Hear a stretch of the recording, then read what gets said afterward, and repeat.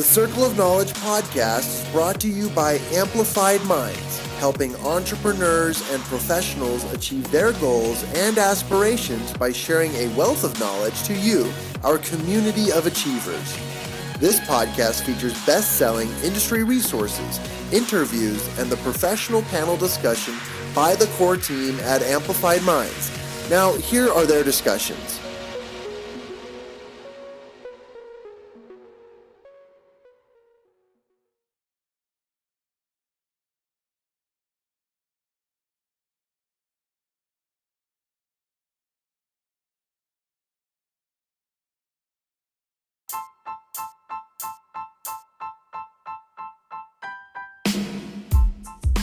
Welcome back to the Circle of Knowledge podcast. This is your host, John Kowach Jr., and with me today in the studio is a good friend and someone who we continue to align ourselves with her vision and her journey because she is on fire. Coach Tara Garrison, and she demands that we call her Coach Tara Garrison, which is incredible, but we're soon to... I'm kidding. He's like, should I call you Coach? I'm like, I demand that. I'm just kidding. We're so excited to have you on our podcast.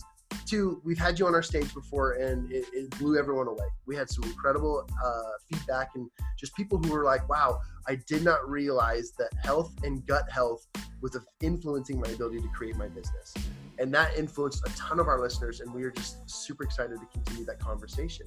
This month, we've been focusing on health and wellness, and I thought we need to have Coach Tara Garrison back in the office, back on the show, because that would give our listeners the influence and the information to help them make differences in their lives, both health, wellness, and all of the above.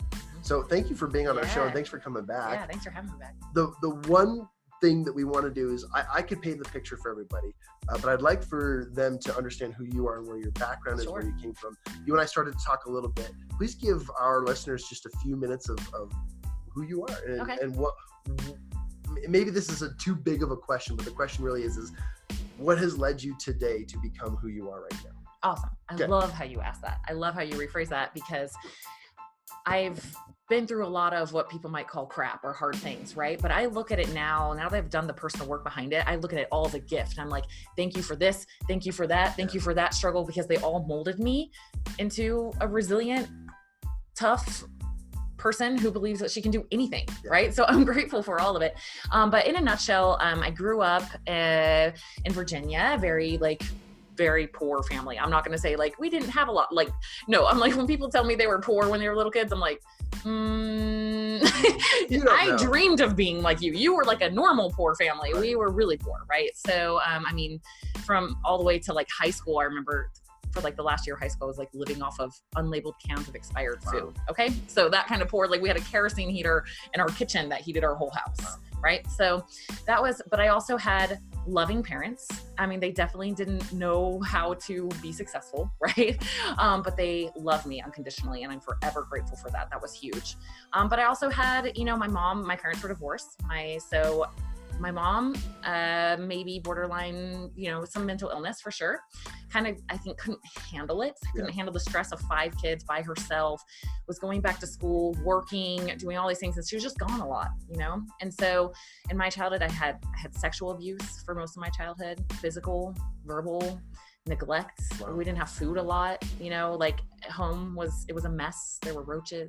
It was not an awesome place to be, and I think what happened because of that for me is I really enjoyed being at school, because school was clean and organized and structured. And I know one thing I know about myself is I've always been driven, from as little as I can remember. I remember not being able to wait to go to school so I could have homework. Right. I was so jealous that my older siblings had homework. I wanted homework, and that's just always how I've been. I loved it. I love achieving, or just anything I could do. It was definitely on borderline people pleasing side of things, right? From the dysfunction that I had at home, but it's still, I found so much joy and achievement, and I'm grateful for that because it's taken me through all the way to where I am now. So, that was my background. I was always chubby growing up, right? It was never easy for me. And I was just, back in the 90s in that place of how do people do this? I'm the very typical, try not to eat as much. Oh, I eat too much. Can't do it. That very powerless place. And when I have 4 kids. So I ended up coming out to Utah to go to BYU, and, you know, I was Mormon all growing up. I'm not now, but got married, had 4 kids, couldn't lose the baby weight, same kind of thing. I remember just being in the depths of like, how do I freaking figure this out? Like, I wish just some trainer could live with me and like tell me everything to do and not let me eat cake, and, you know, this like desperate place. And I finally figured it out. And I love to share the message. And this is why I'm so passionate about men too, but also women specifically, because we haven't been taught this, right? Like we have a lot of shoulds and shouldn'ts. All of us do, men and women. And for women, a should has never been go to the gym and lift weights. That is not a should. And I am so passionate about it because I'm telling you, John, like I was running full marathons. I was 40 pounds overweight, running 26 miles, thinking I was eating healthy, you know, doing the very best that I could. I finally actually stopped going to the gym that had the daycare and the fitness classes and the Zumba and the little body pump and whatever, because it was taking up too much of my time as a mom. I joined a cheap gym down the street. It was $10 a month. They didn't have daycare. So I was like, I'm going to have to go after I put my kids to bed.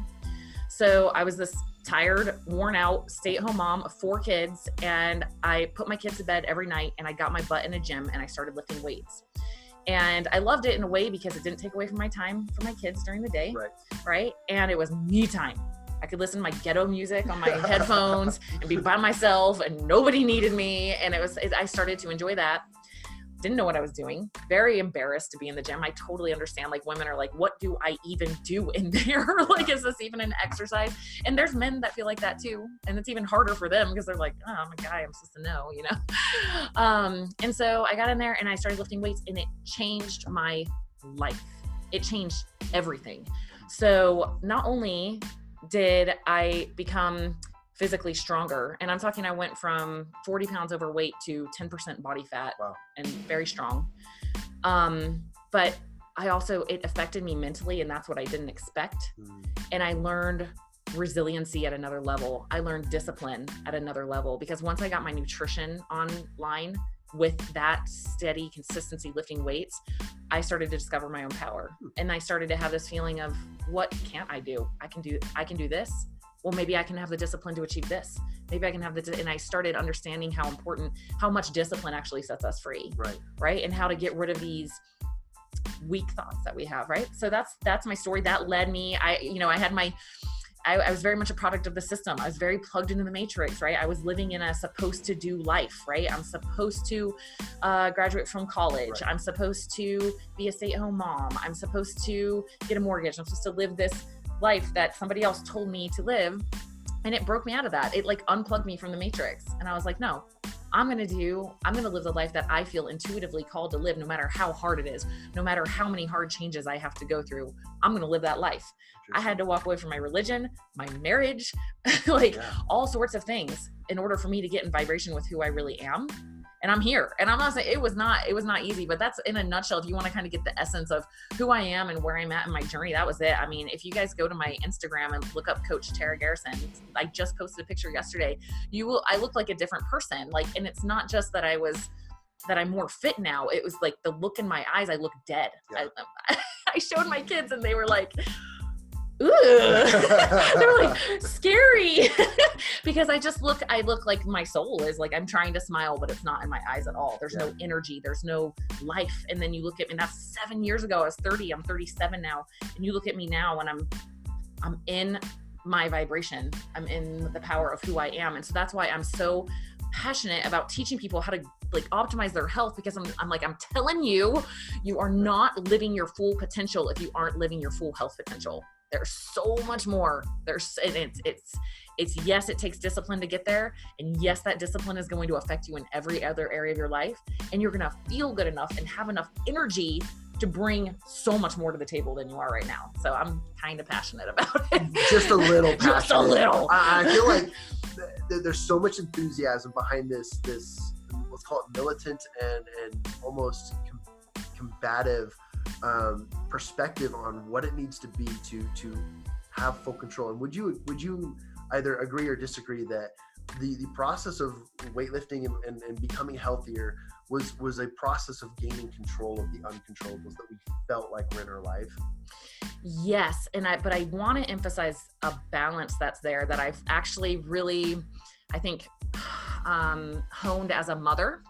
And it's this balance of discipline and being able to say no and pushing yourself when it's based in love, when it's based in self-love, not in self-hate, not in, I gotta do this mother ever, I'm not enough. If it's coming from a place of scarcity and you just think you're not good enough, I mean, you can do it that way. It's just not going to end, you're not going to end up in the place that you want to be. But when it's like, this is how I look at it with my kids. Like, I'm a health coach. I'm super into like nutritionally optimized foods, but do I let my kids have treats? Yes. Do I create limits around food for them? No. But at bedtime, when it's, maybe pushing 9 o'clock at night and they want to have treats, no, because it's based in love for them. Right. And so, but, let's say my son doesn't want to go to football practice, and he's signed up for football. He's committed to football. Is he gonna say, I don't feel like it today? I'm gonna be like, okay, that's fine, son. No, I'm gonna say, you get your butt out there and you push through. And that's the same. And but it's based in love, right? And that's what we have to have towards ourselves. So yes, it's like, knocking off all the BS and all the excuses and all the reasons you think you can't do it and the reasons you're limited and the reasons that we come up with the most intelligent excuses, especially if we're smart, right? We're like, oh, well, actually, I think I've been pushing myself a little hard lately.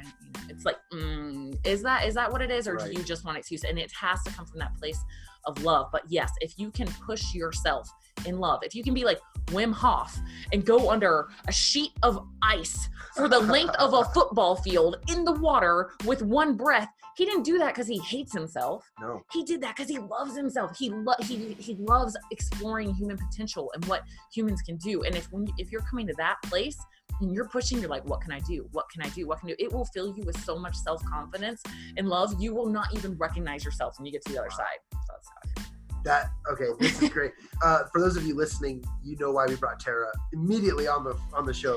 People who can outmatch our enthusiasm for self-love and encouragement and improvement are the kind of people you need to surround yourself with. Because if you can just grasp a taste or an inkling of the energy that we have just in this conversation, I think you'll have a lot of good things going for you.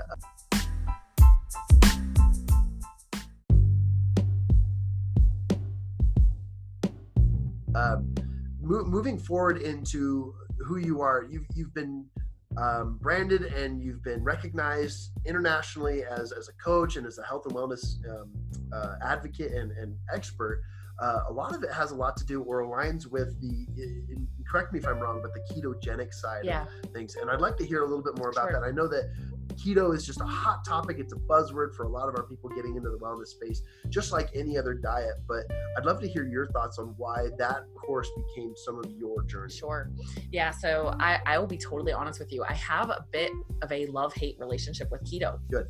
Okay. So that is what my specialty is the ketogenic diet. That's what most people come to me for, is the ketogenic diet. But sometimes, and quite often, I take people off of the ketogenic diet. So my whole approach, my whole system I've created is called Keto In and Out, because while I have had life-changing transformations with people on keto, I mean, amazing, like not just weight loss. Yes, I've had some that have rapid weight loss, and I've had some that have slower weight loss, but I've had some that are like, I can use my whole brain again. I worked a full work day. I can remember names again. I feel like I got my whole life back. Like, I have had those kind of results on keto, but I've also had people who take it too far and it turns into a fear and scarcity mindset, and they can't eat carbs, or they will get fat, or they will get inflamed, and they've been indoctrinated. And I'm not okay with indoctrination, right? It's about information. People need information. They need good information because they are intelligent, capable people who can make good decisions if they have good information, right? So what I present is, here is why you might want to do keto. And here is why you might want to bring carbs back in. And for everybody, I don't think, unless you're using keto therapeutically, like for epilepsy or a neurodegenerative disorder, or maybe a little bit longer for type 2 diabetes or PCOS or something like that, most everybody else, if you're a pretty, have a pretty normal metabolism, there's no need for people to be keto for years on end. Right. Unless I have those rare, I'm talking like 1% of the time, I'll have that rare person that's like, Tara, I just feel so much better on keto. I'm like, you rock it then. You keep doing that, but for the most part, I think going through a phase of keto for us, the reason I like it so much, the reason I haven't abandoned it, even though like I get bothered when people are carb phobic, I'm just like, no, carbs are not bad for you. When they're from nature, you eat a freaking beet, like that is good for you. You can eat some blackberries, But the reason I think that people should go through a phase of keto is as an adaptation to our modern food abundant lifestyles, right? Like we've got to figure out a way to manage in our modern world all this comfort, right? Because we live these 72-degree lives where we sit inside a climate controlled environment and we have food available to us all day long.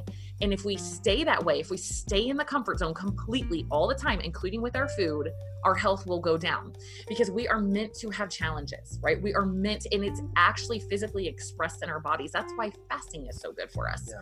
There's things that happen in your body that are super good for you when you fast. But why are we going to fast when we have a pantry full of Oreos and chips and bread and somebody brought in pizza? And why would we do that? Like, we're going to want that, So now we need to make adaptations. So this is what keto does for people. When we take carbohydrates out of our diet, and this is really, I'm really dumbing it down here because I don't want to bore people for too long on the keto thing.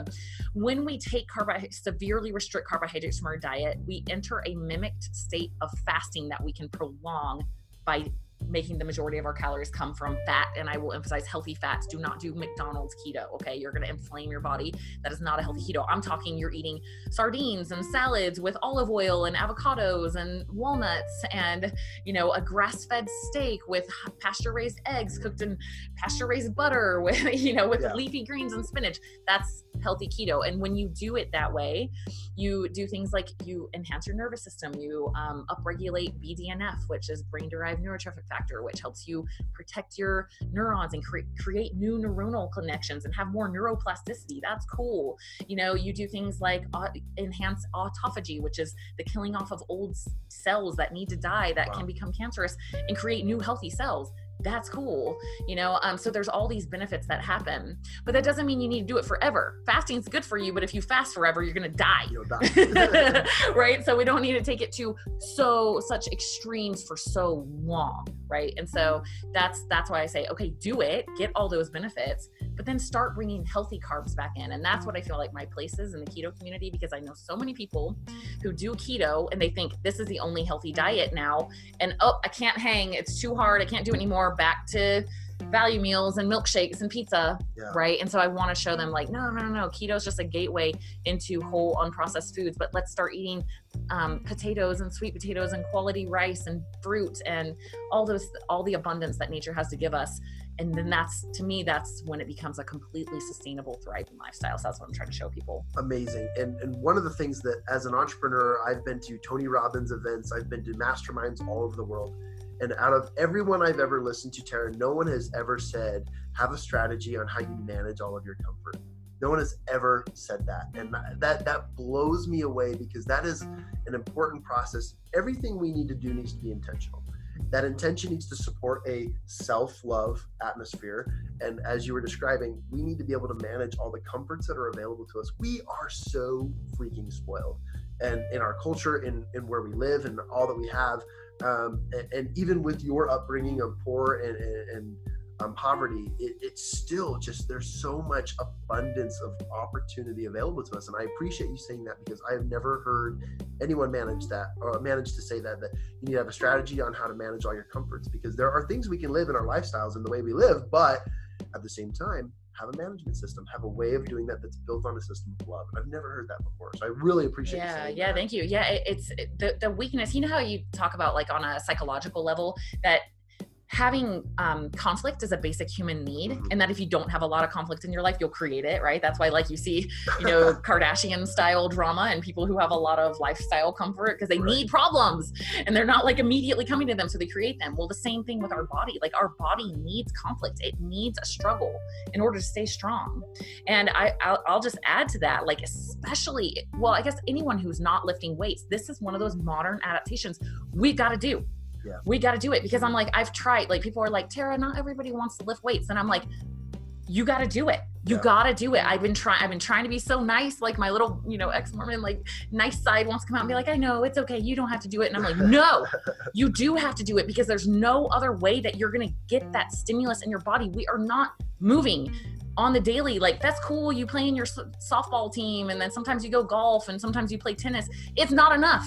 It's got to be daily, consistent stimulus to get our bodies to grow. And there's hormone issues that we get if we don't do this. It's a whole cascade through our whole body. So I will say, like, if you're, I think this audience is very mindset driven, right? And if you understand that principle, that if things aren't pushing you to grow, you are actually going to suffer and go back. Same thing with your body. You've got to push it to grow. And that in turn will also manifest in your mentality big time. Yeah. And one of the things that you spoke to one of our audience before is the connection between mindset, mind health is directly associated with your gut health. Yeah. And I love transitioning over to that mind health, but it really is the exact same thing. The more that you intentionally work towards the health of your body and what you put in you, as well as how you treat your body with working out and wellness, and that aspect affects your ability as a mindset developer, as a entrepreneur, as a business owner, as someone who wants to have bright ideas and have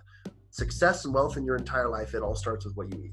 Yes. Thank you for giving me an opportunity to speak on this, because I'm like, this is basic information that people need to know, right? Because there's, if you've ever been in the place where you're like, what's wrong with me? There's something wrong, and you like owe it to yourself to find out what that is. And this is one of those basic pieces of information that I'm like, especially entrepreneurs, everyone, but especially entrepreneurs, when you're under a lot of stress, you need to understand how much your gut health affects your mental health. Okay. So somebody, you've probably heard that your gut is your second brain.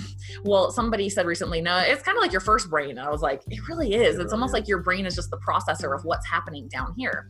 So our neurotransmitters, okay, I know that's like a bleh word, but think of chemical imbalance. Okay. You've heard chemical imbalance. If your neurotransmitters are off, you are chemically imbalanced. It's not a lifetime thing. You don't need to check into a psych ward. Like, your chemicals are off, right? And so you need to understand how to get them back on. So I want to talk about depressed thoughts, feeling depressed and down and all those things, and anxious thoughts. Mind's racing, can't get it to stop. Like something, waking up all night, keep waking up with racing thoughts. Let's talk about biochemically what's going on there, right? There has to be like a mindset piece and learning how to manage your stress, but let's hit the health part, because that part I think isn't talked about enough. And I think there's a big lack of understanding. So I want to talk about two main neurotransmitters for this. And one is serotonin and the other one is GABA. And they're both manufactured in your gut, almost all of it. Okay. Serotonin is that feel good chemical that just helps you feel like a happy person. Yeah. Like, think of a woman that that she's just so loving and she's so sweet and she just loves children and she's just so happy. She probably has really good serotonin levels. Okay. So that's serotonin, right? It's like happy grandma. Like, I just feel really good in my life. That's serotonin. GABA. So, by the way, if you don't have good, healthy serotonin, you're going to have horrible sleep quality and you're just going to feel generally depressed. Okay. GABA is the brakes. It's an inhibitory neurotransmitter. It's the brakes on your brain. So if you don't have GABA, which I'm telling you, if you have gut issues, if you're like cranking Tums or you get bloated or constipated or diarrhea all the time, I'm telling you, your GABA sucks. Okay. Wow. And so if you're having racing thoughts and you can't get them to calm down, and I just talked about that with your gut health, I hope this is an aha moment for you, that has to be addressed, or you're never going to feel right up here. So what do we need to do? How can we increase the GABA, right? How can we help with that? The first step is removing the things out of your life that are causing the problems in the first place. Okay. So if you have like a really toxic person in your life and you're like, just leaving them in your life and you're like, gosh, I'm so frustrated. you got to get them out of there, right? And it's the same with your gut. If you're cranking, you kind of know that gluten kind of messes you up. You kind of know dairy messes you up, but you don't really want to deal with it. It doesn't matter that much. It matters a whole lot. Like your whole life and mental health, it depends on it. Sugar. So the biggest ones, I would say the big four are sugar, alcohol, gluten, and dairy. Those are the ones that hit people the most. A lot of times, if you already have gut issues, cruciferous vegetables are going to mess you up too. So you're going to have to get rid of those for a little while you heal this thing. And this is the analogy I give. If I had a big giant open wound on my forearm and I poured apple cider vinegar on it, it would hurt like a mother, right? But if I let that heal and I poured apple cider vinegar on my arm, it would be fine. Right? And so apple cider vinegar isn't bad for me. I don't have an apple cider vinegar intolerance. Right. I just have a giant wound that needs to be healed, and that thing is irritating it, right? So that's how we need to look at our gut. Your gut issues, you may not have an intolerance to that food forever. It's just there's like storm going on of all these things that are irritating your gut, and it just can't handle anymore, right? So what you do is you get all of those things out of your life. Right? You have to it's self-love to the max. You can eat other things, find other things that you love. Like you don't need to starve yourself, just find other things and and feed yourself those things for a little while. Honor your gut, let that heal, and watch where your mental health goes. And then I know you're going to have a day where you can be like, I'm going to have some pizza, right? And you're going to be like, if gluten and dairy are your two things, I want you to watch your thought patterns for the next 1 to 2 to 3 days after you have that pizza and see where you are.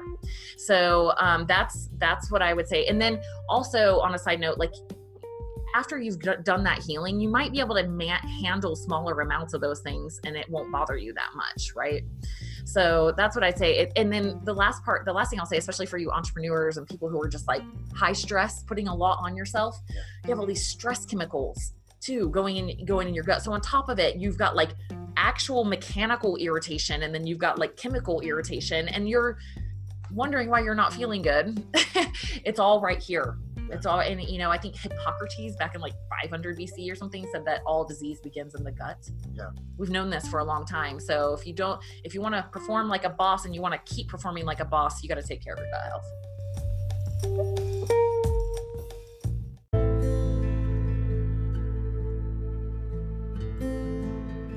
Incredible. I relate to you in a very similar way. Growing up, I always had this dream of having a 24/7 trainer coach who would just be at my side and tell me exactly what to do, feed me the right foods and do all that, because it's kind of the incubation idea that I want to be perfect in my life in certain ways. But I love that you just described that there's some things that you can just eliminate in your life that will create instant value. And one of the things you mentioned that I had to write down was, and I inserted the word journal, but record your thoughts over time as you either don't perform consumption of good foods or as you do perform good stuff, as your thought process. And again, this goes back to this idea or this theme that I'm hearing from Tara, which is making sure that you have control, and then you can observe that control over time. I absolutely love that. I think that's an incredible factor of what this does. One of the things that you've said that has influenced my life is how when the gut is treated correctly, you've got your right serotonins, you've got your right GABA. What is the process that people begin to, obviously, it's processed by elimination, and people get overwhelmed with the amount of time sometimes it takes to transition from unhealthy to healthy. What are some steps or some key things that people can think about and do or implement immediately that help them in that transition from improving their gut health? I'd say, honestly, this is one of the reasons I really like keto for a phase for people. So when people come to me, I've had clients that are like guys who they don't need to lose weight. Like they're fine on that. Right. But they're not in a good way, mentally and emotionally. And for those guys, I just put them through a phase of keto. I'm like, listen, you don't need to be keto forever, but we got to get your gut on point. Yeah. So I think having like a specific plan of something that you can like wrap your brain around instead of, I can't have this, I can't have that. And it's more proactive, like I'm doing keto, right? Just without dairy, which I do keto without dairy. You don't have to eat dairy on keto. There's plenty. Just eat your steak, guys. Just eat your steak. It's so good. Bunless burgers, like it's delicious. It's not hard. You're like putting mayonnaise, avocado oils, and mayo on. I mean, come on now. But I would say, yeah, having a plan that keeps you proactive, that you understand how to do that. And that's what I would recommend keto, honestly, if this resonates with you, just for a month, just to get that. That's what all my gut issue clients, they're always like, wow, like my gut feels so good, you know, and, you know, maybe take some digestive enzymes with your keto to make sure that you're breaking down, you know, you're having lipase added so you can break down everything. But other than that, yeah, I'd say that's really, really helpful, just to have something concrete to do instead of living in this deprivation mindset of like, I can't have this and I can't have that. Right.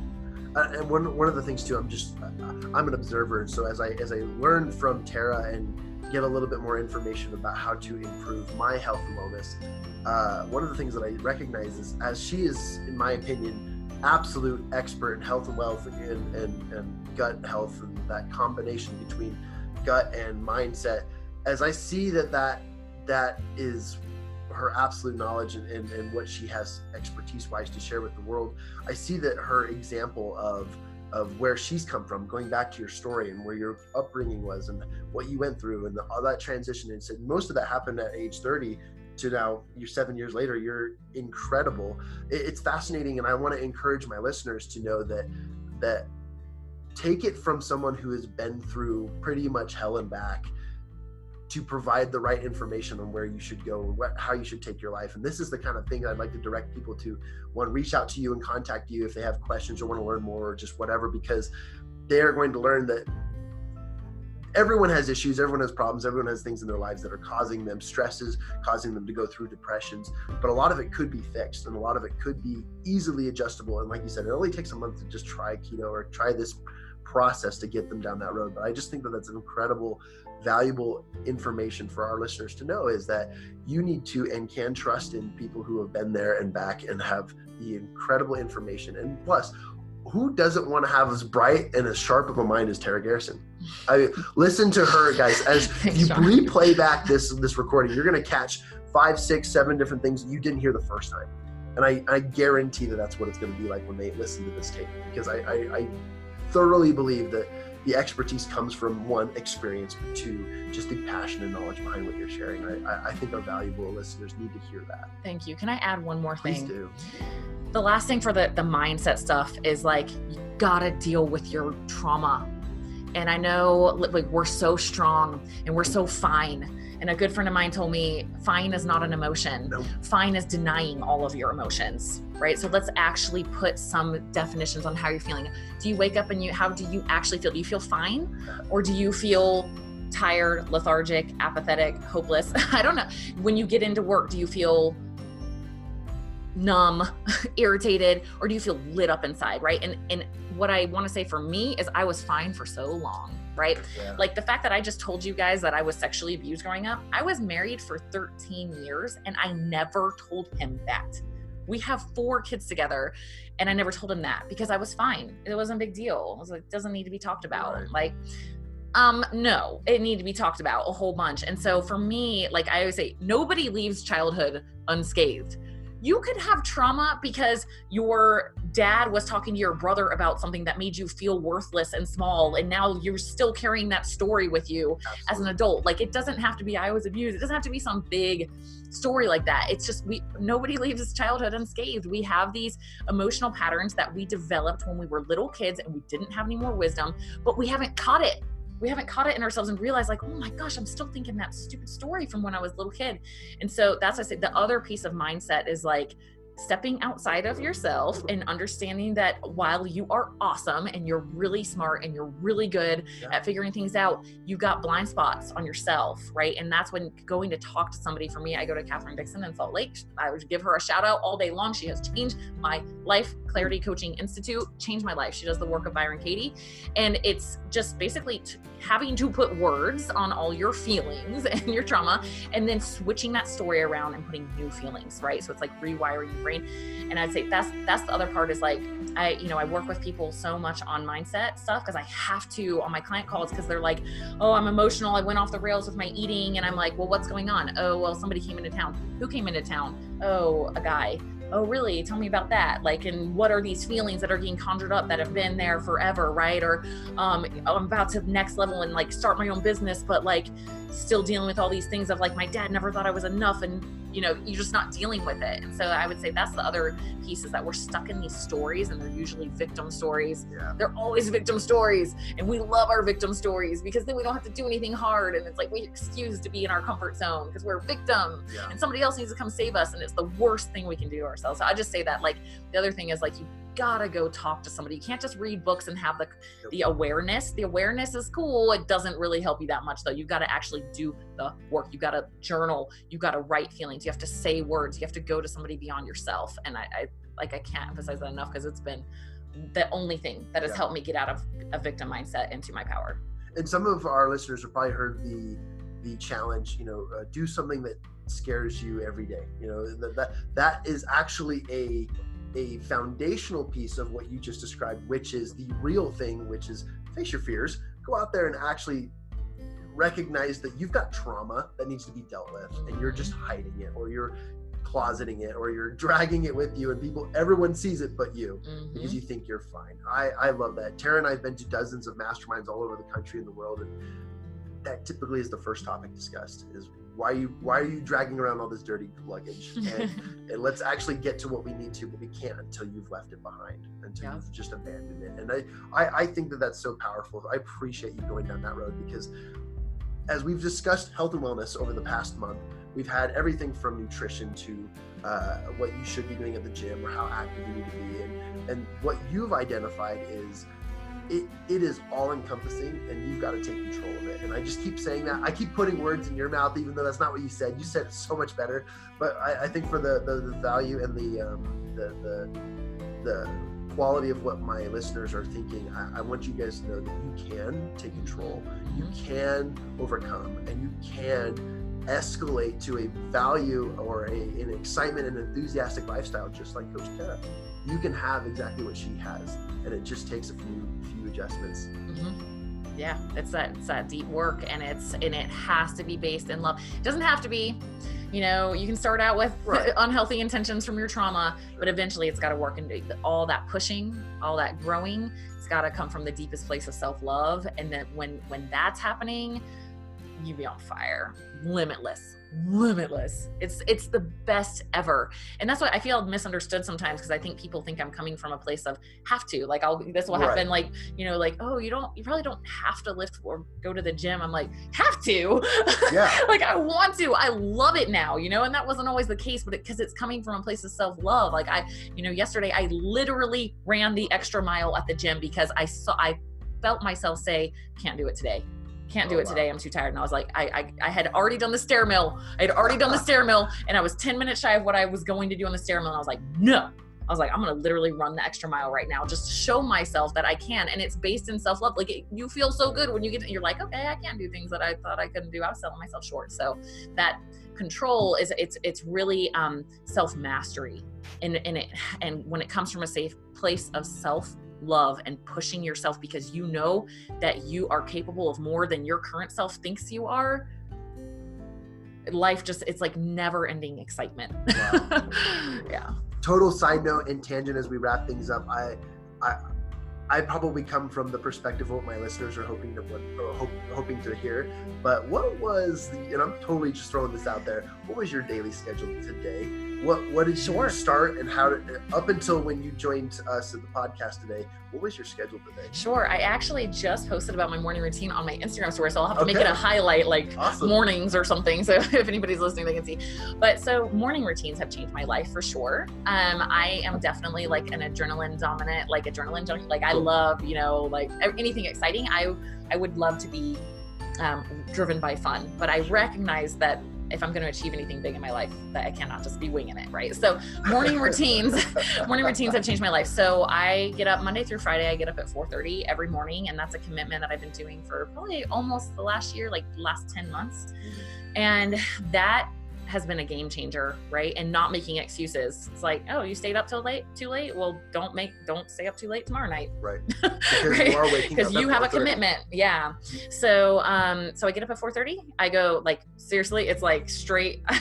And I have times where I don't want to. And it's like, no, you like do exactly what you've been doing. Like, cause it's like the basics. Like, what is it? Bruce Lee said, like the man who kicks 1,000, what is it? Like 1,000, the same kick 1,000 times, like it's like mastering the basics, right? Yeah. So the 10,000 hour rule, essentially. yeah.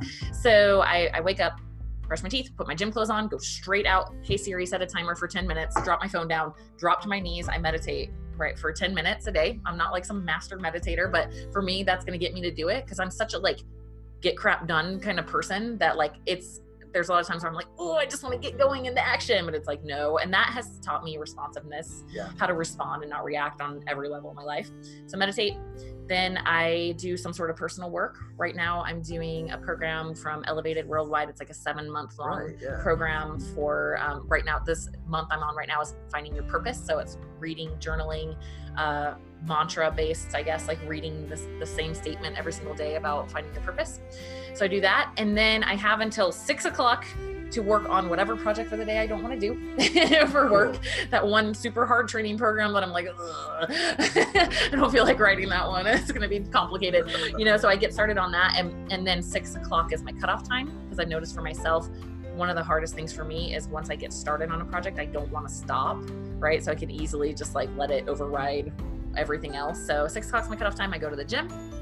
And then when I get home from the gym, I shower and do my cold shower. And then I work from there, right? And then from there, I'm working all day. And then I have my kids 50-50 with my ex-husband. So like right now I have them. So then I try to be as present with them as I possibly can. It's like, that's my time with them. And then we do our nighttime routine, which is basically I drink a magnesium drink with all my iodine and all my nerdy little biohacking minerals and supplements in it. And I put my kids to bed and then I go to bed.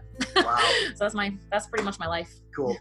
That came from total curiosity and just seeing the transformer in front of us. It was like, I just got to know. I just got to know what the day looks like. But I love that it stems to the foundation of I made a commitment to myself and I'm going to honor that commitment. 4:30, no matter what I chose to do the night before, how late I stayed up, whatever I was working on or what was so important, I made a commitment. And I absolutely love that.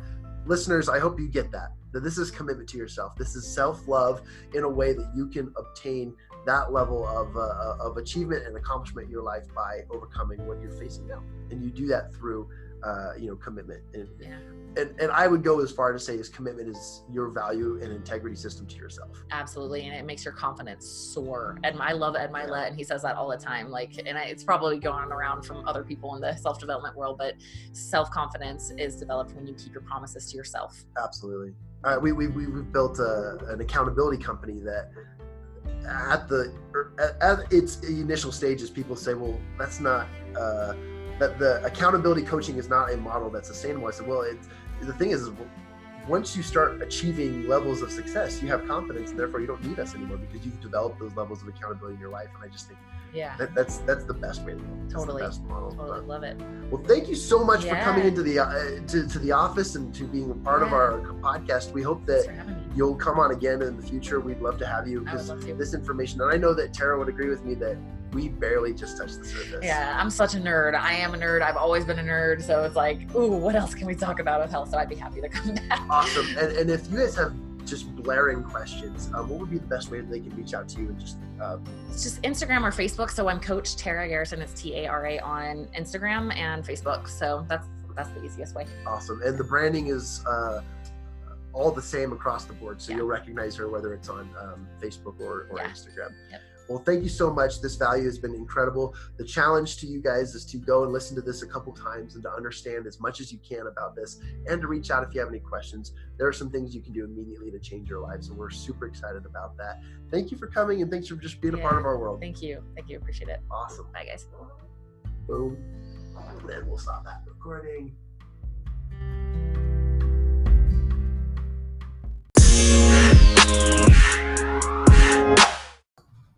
To learn more about Amplified Minds, go to our website at amplifiedminds.com. That's AMPLIFIED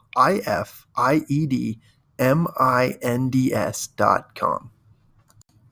If you like the Circle of Knowledge podcast, go ahead, subscribe, rate us, and if you give us a 5-star review, we promise to give you a personal shout out here on the air.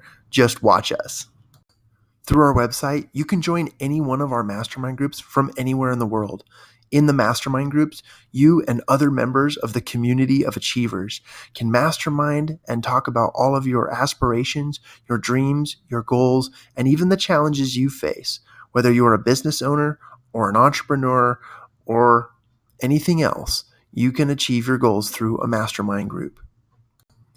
You should also check out the Amplified Minds Accountability Program, where you can gain access to a one-on-one personal accountability coach, somebody who will contact you weekly and motivate you, hold you accountable, follow up, and give you the proper resources that will help you to go out and achieve all your goals.